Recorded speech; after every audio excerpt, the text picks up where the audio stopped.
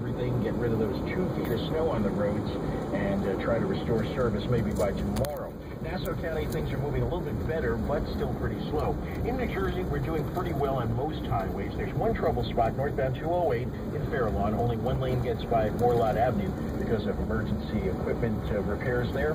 But the New Jersey Turnpike, Garden State Parkway, 78 and 80 look pretty good in New Jersey. Same thing goes for the 5 boroughs. Haven't seen too many problems in any of those highways. Just southbound Bronx River Parkway, watch for a big pothole at 177th Street. Hudson River crossings in and out.